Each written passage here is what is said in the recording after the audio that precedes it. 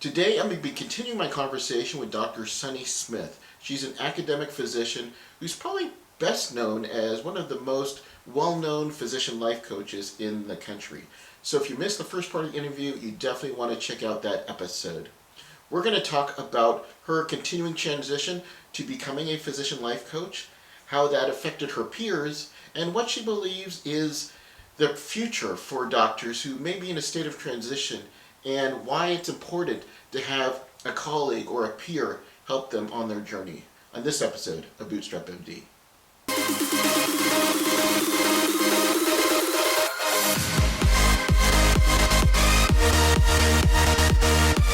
One point that you brought up was that it kind of really cements it for me is with doctors, and I've said this before, and they don't like to hear it, is that we're followers. We tend to do what we have a linear path, right? We know what we need to go with to become a doctor. We need to go get good grades in college and get our MCAT scores high enough, go to med school, residency, and then work at some place.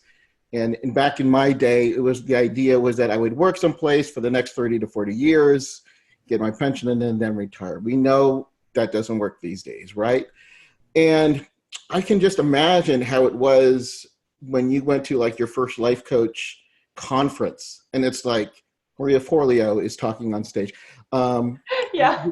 It's like, I never even heard about this. I was lucky because in my 10, 15 years ago, guys, you mentioned like Stu McLaren, James Wetmore, those were in my groups. These are guys who I know personally, and I didn't have any other doctors who were doing this. And now that it's doing this, we've got yourself, Peter, all these other doctors who realize, because that the one that really resonated with you because it was another doctor.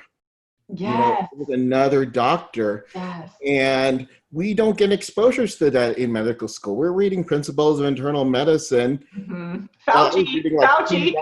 What's that? Anthony Fauci wrote Harrison's. That's right.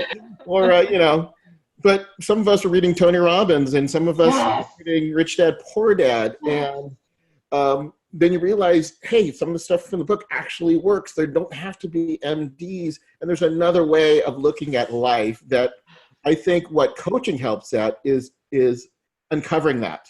Yes. Because they don't know that there is a way out.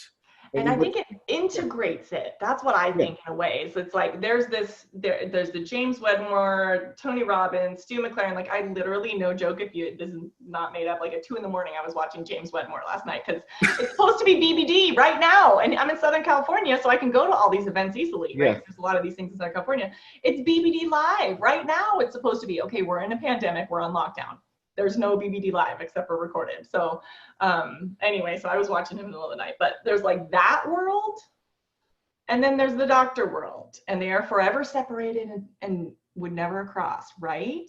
But then, so I was at a woman physician conference. Like, how did I end up sort of in this with this crew? Is that because there's like training at the life coach school, but then how did I get friends who actually did this? Was I went to it was in Orange County, Women in Medicine, and there's an episode about it on my podcast. And some woman, a normal woman physician who worked for Kaiser, was like, hey, I heard you're a coach. Have you ever been to a Tony Robbins event? I was like, nah. I mean, I'd heard of him. I think I owned Awaken the Giant Within book or something, but like, I don't know that I ever really read it. Everybody knows who he is. And she's like, no, you really have to go. And I was like, okay. And then I went to like the little dinner that they had at the conference, and she like came and found me again. She's like, listen. And she needed to tell me, she was compelled to tell me the story of how her life, like she was in big trouble in her life, and it was transformed in a weekend. And I was like, that just sounds culty and creepy and weird. I don't know. And then, so that was like a couple months earlier. And then it was match day, and I'm in charge at I have to be at match day, like I have to be there. At least that's the story I was telling myself, but yes, I'm supposed to be there. And Tony Robbins was coming to town, to LA on match day. And I'm like, no. And so she kept texting me. I'm like, it's match day. She's like, you have to come. And she was like volunteering there as like the staff people. And so I was like, fine, I'll drive up the night before. And then you have to walk on fire at UPW the first night, you like walk on coals. And they're like, chanting all this stuff. And I'm like, what is this? Walking into that type of thing, like, this is absolutely a cult. What have I gotten myself into? Why am I here? I need to get back to match day. This is crazy. But because I was there, I was like, I have to walk on the fire, right? Because that's like a thing. And so it didn't even start, that part of it, to like 12 or 1 in the morning. It's like, come on, hurry up with the fire walking. So, and it's not really fire, it's coals. Okay, so then I did, and then I got home at 3 in the morning. I was so sleepy driving, and then I went to match day, and then I had to decide, am I going back for the next day? And I was like, well, yeah, I'm just gonna go. And then that's the day I met Peter and Kenji and Letty, and Bonnie had hooked us up because she knew they were there. And we all were brand new that day to this environment. Yeah, we did entrepreneur stuff ourselves, but like, that took it to a whole nother level. And I believe that a lot of our success is because we've been continually exposed to that for the past year at many events and many things. Like, if any physician entrepreneur wants to go to an event, you're going to be creeped out if you're not familiar with this, but go to his business mastery, because it's just like, he makes you chant stuff that becomes like in your bones, you know? You're like, I am a leader. I will believe, not doubt, you know, like, there's just a lot of good stuff. So long story, but yeah. And so now, okay, so now what we have is we have the overlap, is that there are physicians who represent the integration of both of those worlds. Find those people, hang around those people. And it is okay to go to a conference where they don't have to give CME. I know. So here's what I did. I did coaching with no CME for like the first year or so. Yeah. And people have this idea, though, that they can't spend money on themselves because they don't want to be selfish. Doctors don't want to be selfish, and they don't want to, you know, spend money on just personal things. And so I'm like, okay, listen, I'm a medical educator as a profession. I can get CME. So I got the CME. I'm like, look, now you can come at CME. That make it easier for you?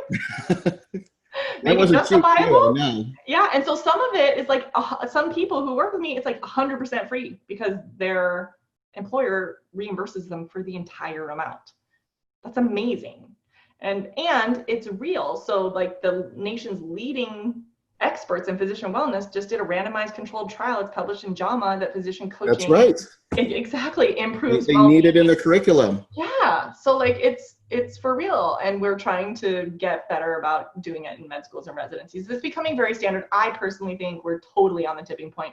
I didn't put it in my anything that I sent you, and you would have no way of knowing, I don't think, but like, I mean, I'm the lead coach for the California Medical Association Care for Caregivers now. Oh, okay. Awesome. During the COVID pandemic, the California Medical Association was like, what do we do? How can we contribute? We're the California Medical Association. We're like the biggest organization in medicine, you know, underneath AMA, because California is so big. What can we do? And the CEO of Physician Wellness there, he's has been one of the deans of the USC School of Business. And so he's a business executive. He's a New York Times bestseller, and he's a trained coach and wrote a book on coaching. And he's like, they need coaching. Like, we just want to, and it's not like coaching them to get over it. It's like, you're struggling, and we want to recognize your humanity, have someone listen to you and help you through this super hard time.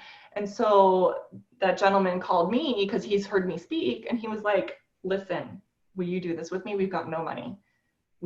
But this is important. I'm like, hell yes, of course I'm going to do this with you. And we've trained way over 100 physicians to be peer support for other physicians in California right now. So anyway, but my point about that is, why did he come to that conclusion? Because he's the dean of a business school. Right? No medical school person would probably be like, let's go get a whole bunch of coaches. Right. So I do see this as like a merger of the worlds now coming together. Well, all right, we're going to take a quick break, but if you've been following me for some time, you know I'm a big believer in what I call the 3 types of income that every physician should have, the trifecta, as you will. You've got your active income, that's your doctor's salary. You've got your passion income. As an entrepreneur, you've got a business that you can believe in, that gets you excited. And then one of the most important components is that passive income. That's income that's bringing in money that's working for you while you sleep. And if you're like me, you get targeted by all these different financial schemes. We all know about it. And you don't really know what to believe in and what not to. Well, these guys over at Money Insights, you'll definitely want to check out because I 100% believe in these guys.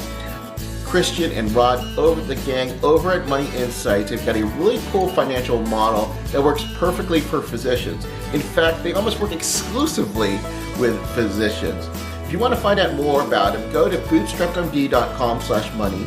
That's bootstrapmd.com/money. They'll tell you all about it. You'll be watching a couple of videos that really kind of educate you, and it's no obligation when you're ready to talk to them. So go to bootstrapmd.com/money, find out more about it. I really can't say much more about it, but just let them know that Dr. Mike sent you, and I think you'll be pretty happy on the results that you're going to have with them.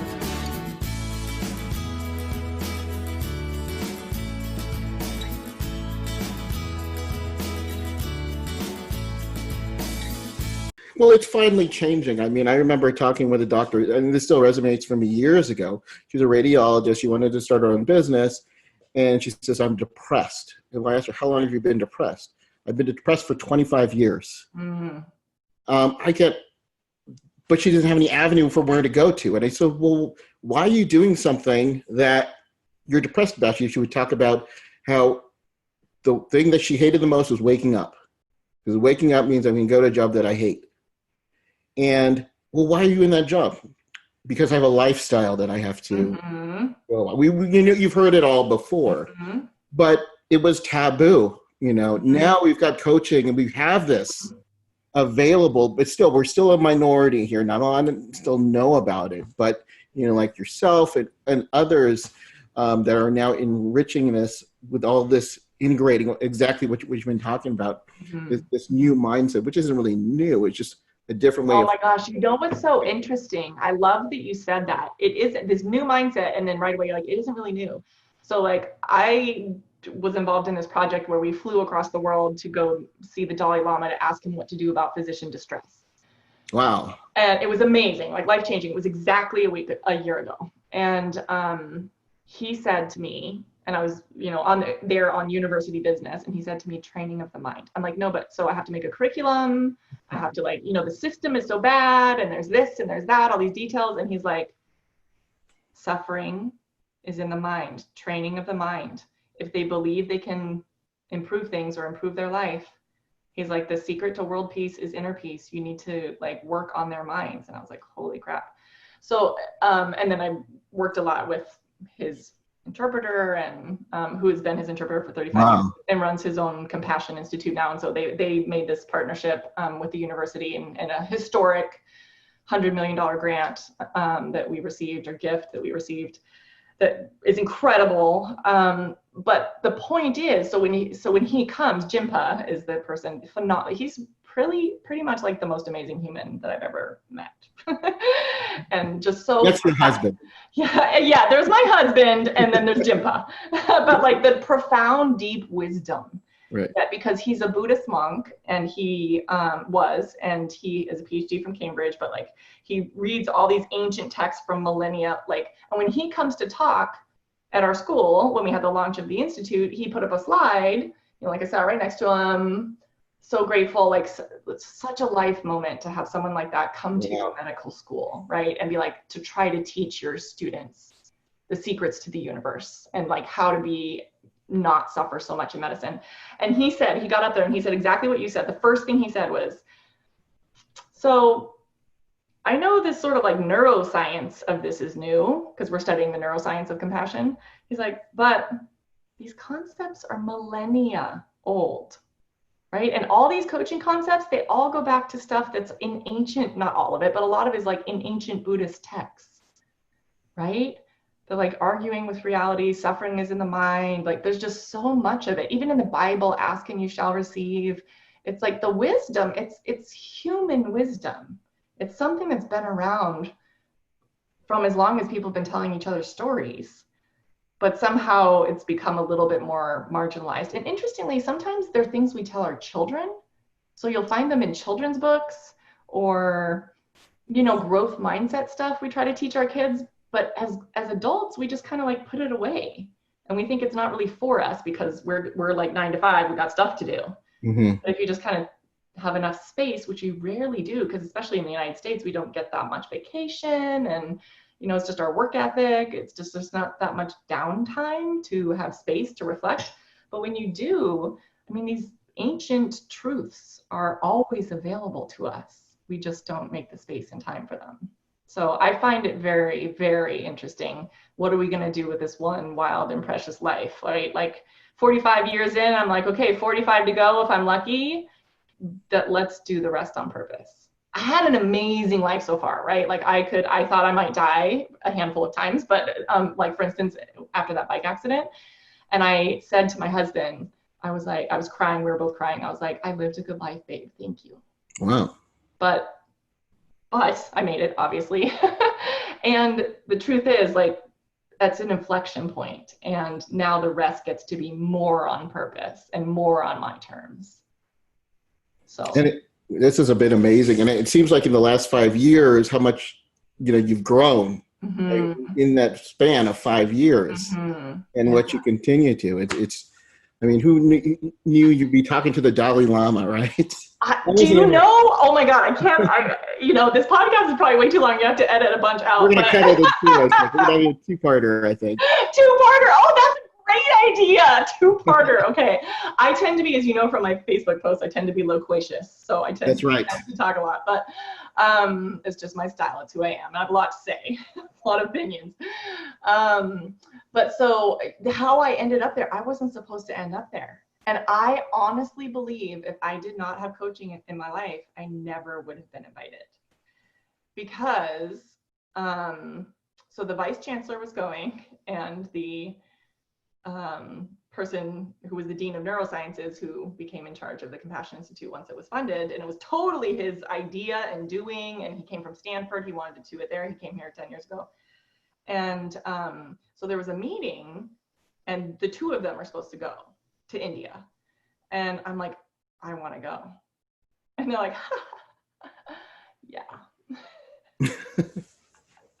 They said, maybe you could meet the Dalai Lama when he comes back to San Diego, because he's been to UCSD, but he's not going to come right now for various reasons that I won't get into.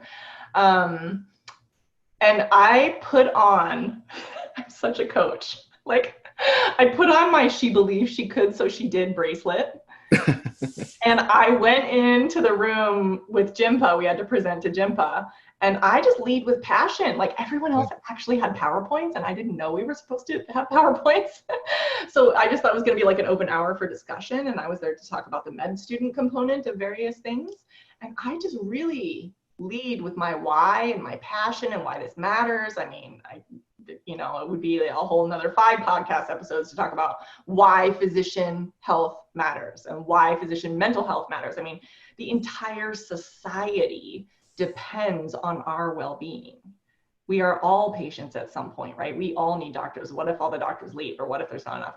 It's just our health, our mental health is of the utmost importance to society. So, anyway, so I just talked, and I was so, as you talked about gratitude earlier, I had so much gratitude that my institution was talking about and caring about and investing in a very significant way, distress of our students and distress of our physicians. And you never know how things are going to go, right? But even the fact that Jimpa was in that room with us and we were having that conversation and I had a seat at the table, I was like, my mind is blown right now. I can't believe the possibilities that there are here. And so anyway, I was like, I'm just so grateful, and I'm so excited. And this is like the best day of my life. And so I leave, and I get an email from the chancellor shortly after that's like, Jimpa says you have to come. He says we need that girl. I was like, what? Because I just believed, I'm like, if there's a project about compassion and I'm no longer doing that. So like to be official, like I don't want anyone to think that I'm still doing that work, right? Like I for the compassion part, I officially stepped down. And that was a point actually where I was feeling like, how am I going to do this university versus outside work? Because is there some overlap? But anyway, I have formally stepped away or moved on from that. But I just think it's incredibly important. And I think I believed I belonged in the room if we were going to talk about that. Because at my university, I'm like, who from my university, run the free clinic?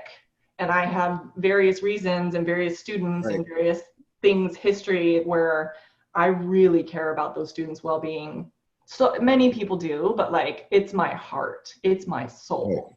And so if anyone's going to talk about that, you've got to bring me. It's kind of so I was just like, I'm going to go. We're going to make this work. Somehow this is going to happen. And then, he got pneumonia and they canceled the trip. The Dalai Lama got pneumonia. He was hospitalized. And they canceled the trip altogether.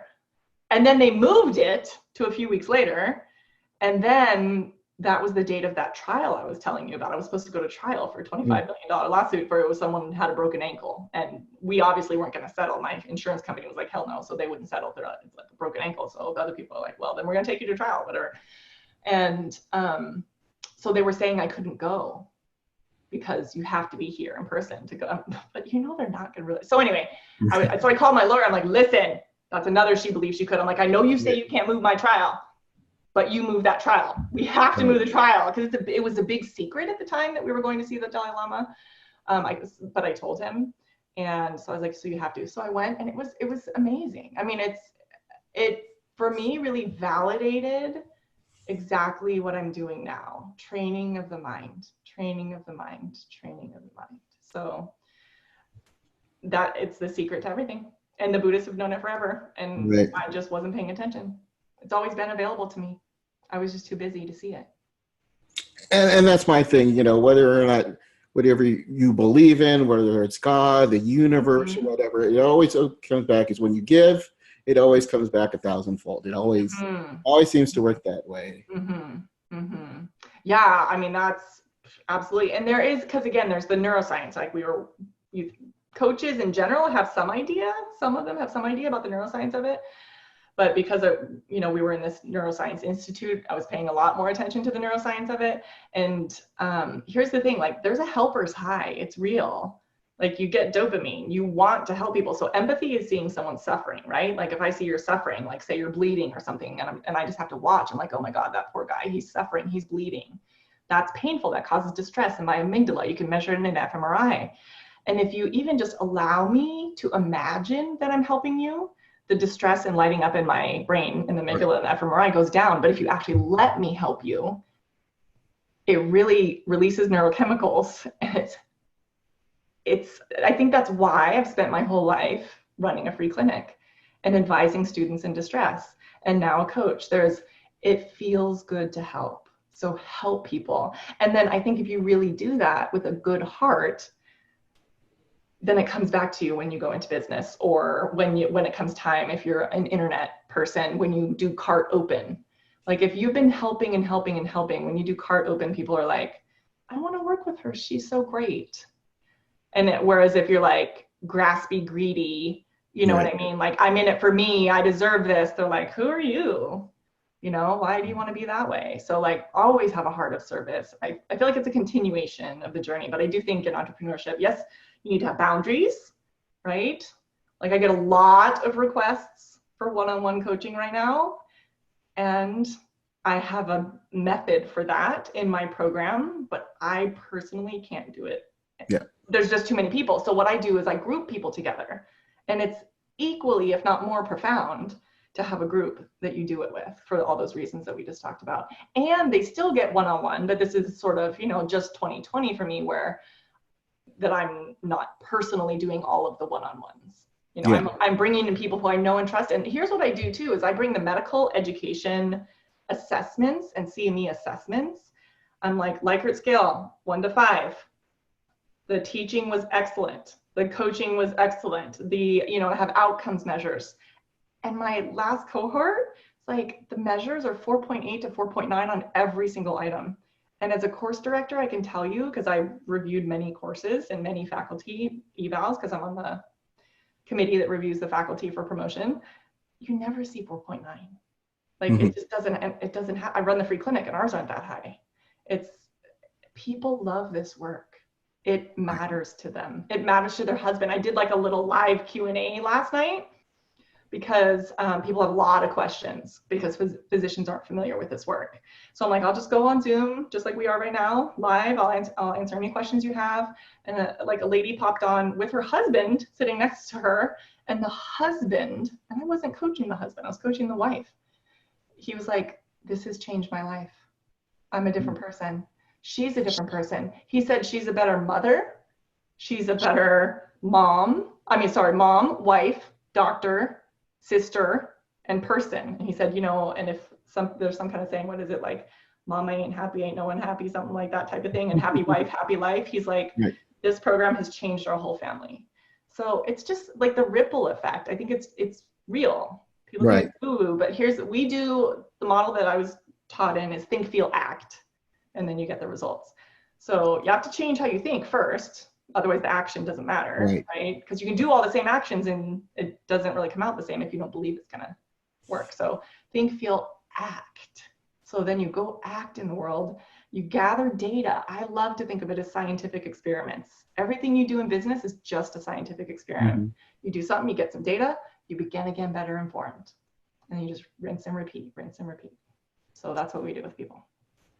Sunny, this has been amazing. I think we're gonna have to do a two-parter. It's almost a three-parter now, but there's so much I want to talk about. But I don't want to end this just yet because you're doing something this summer that I want you to share with our audience today. Tell me about the coaching program. Yeah, so I'm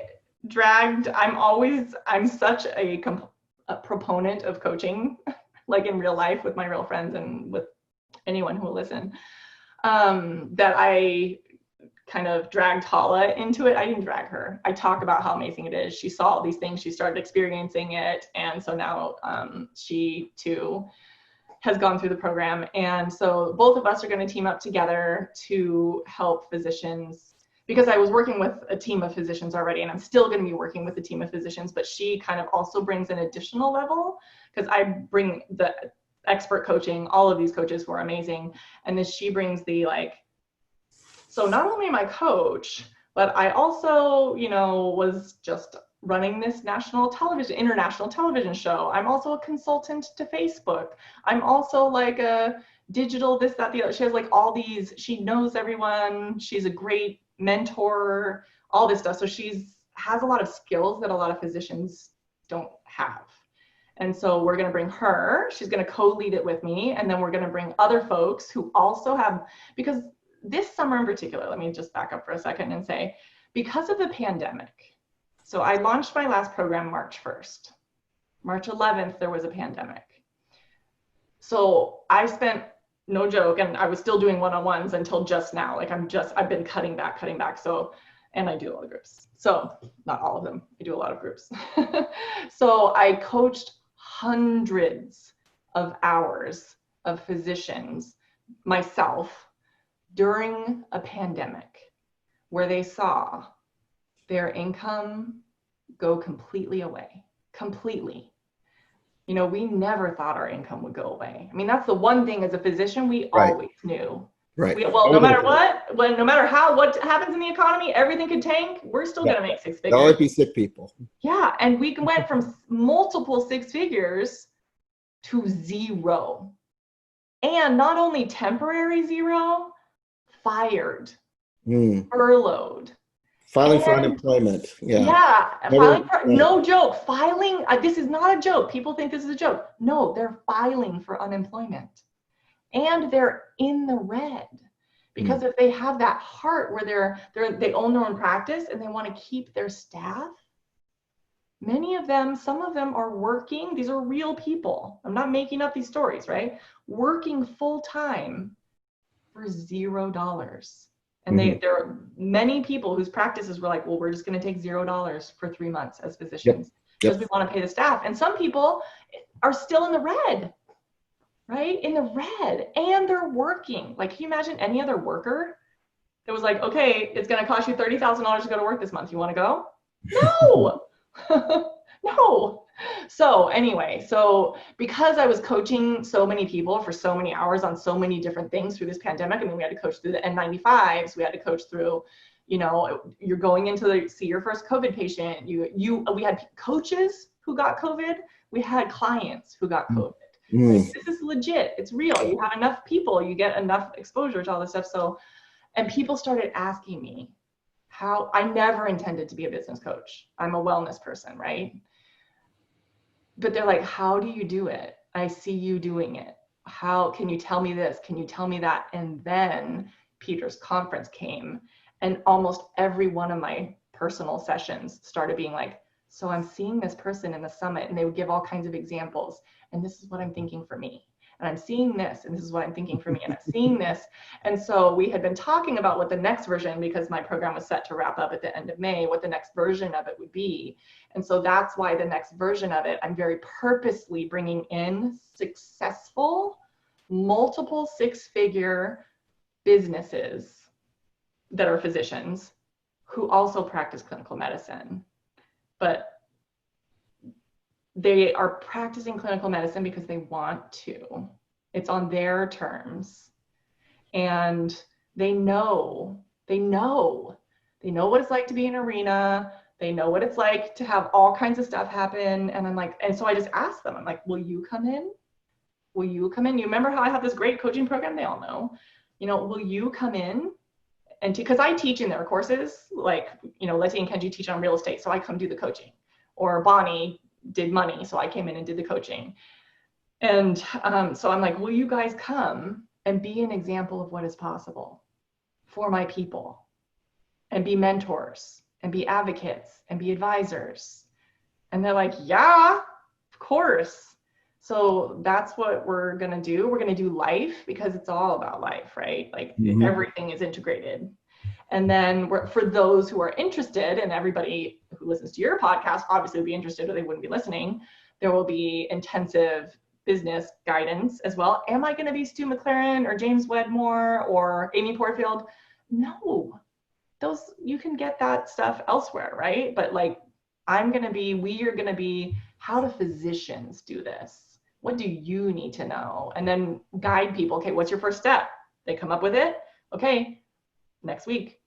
Then we see how it went, right? And then they'll see a group of people who are going from either nothing in a business world to something, or there are people who've already signed up who have amazingly meaningful physician companies. Like, there's a woman who is a radiation oncologist who they do breast cancer stuff. And so she found that her patients couldn't wear a bra, and they couldn't find any bras that were comfortable. So she started a company and went through all kinds of stuff already. And now she, sort of posted this thing in that Facebook group of the accelerator thing that the people are continuing on as a membership, where she's like, and you can totally tell that she's in the personal development coaching space, or she's been coached by her language, because she's like, I'm the CEO of my own life now.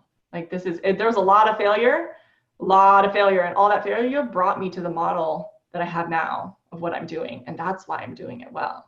And so there's people who are doing it who are even enrolled. Does that make sense? So it's like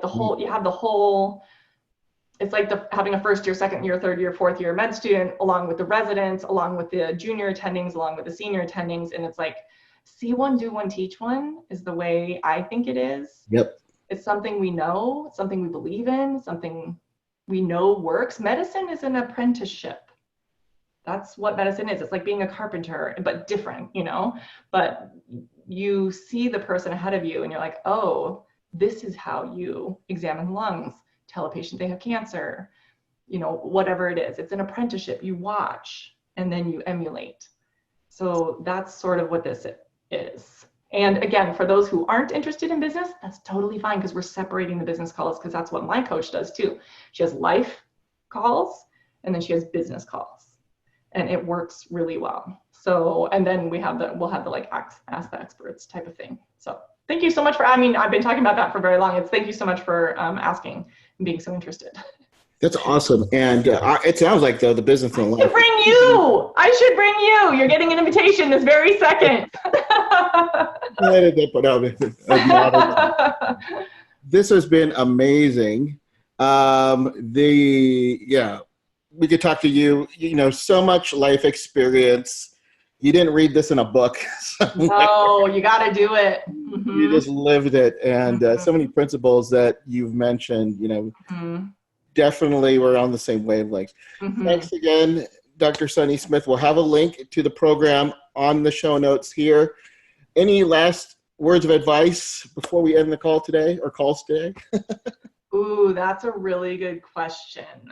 I think dream, for your listeners, dream, and then believe, whatever that dream is, find it first, that maybe, just maybe, it might be possible. Love it. Love it. And that's it. And then you start taking action. Thank you so much, Dr. Smith. This has been incredible. We'll do this again. Hopefully we can do this on a physical realm since you're down the street. Yes. Thanks, guys, for listening. And as always, keep moving forward.